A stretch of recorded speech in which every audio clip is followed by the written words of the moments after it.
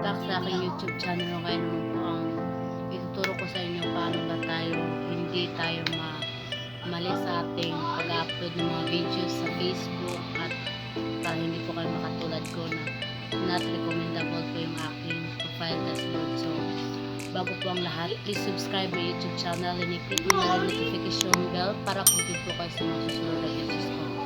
So, magsisimula po tayo pagkatapos lang po nito. Are you ready?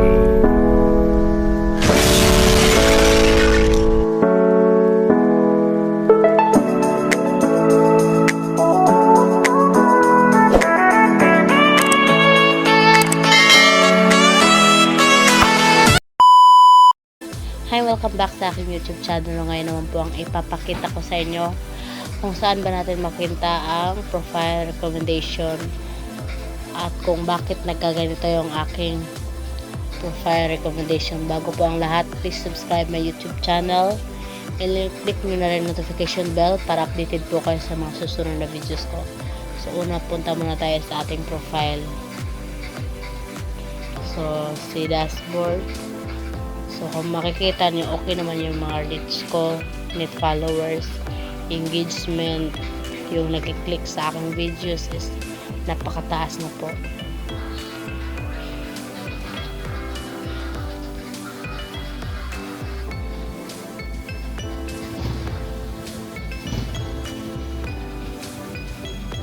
Dito natin makikita guys, dito. Yan. So, bakit nagaganito po yung aking profile recommendation? Pasensyahan nyo na guys kasi maingay guys. No?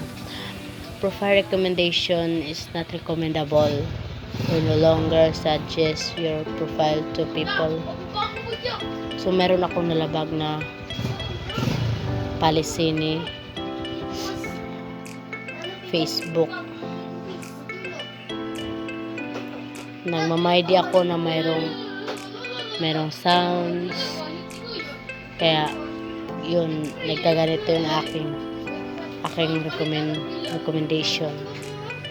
So babalik naman din yan pagdating ng ilang buwan. Paano ba pabalikin yan? So ganito lang po ang dapat gawin. Punta ka dito,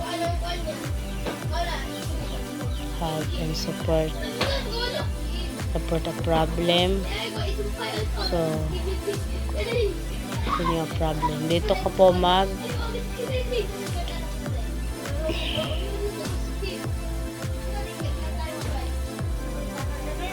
magre-report ng problem mo.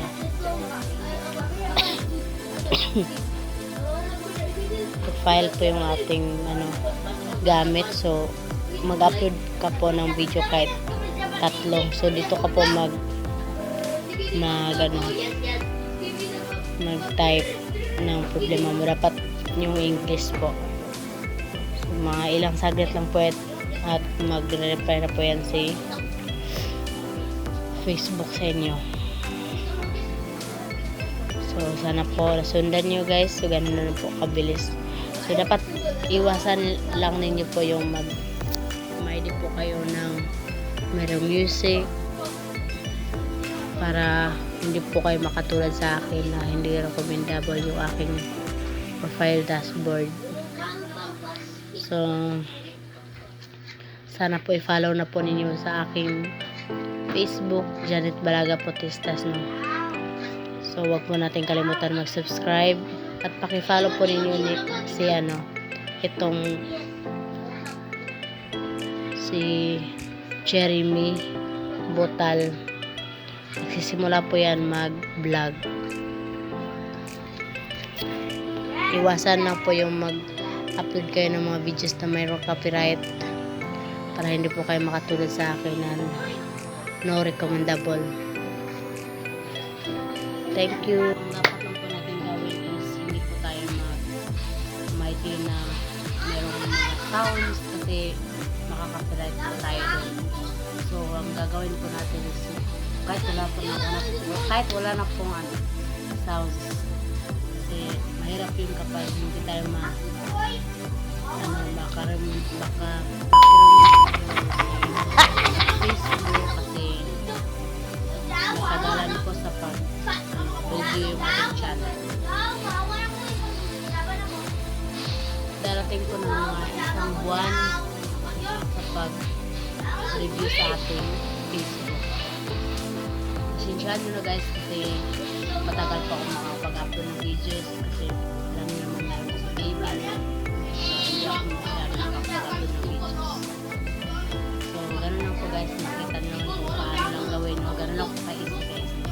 Sana po huwag kalimutan mag-subscribe and like and share. And if subscribe ko na po para po dito po kayo sa mga videos ko. Thank you for watching guys. Bye-bye.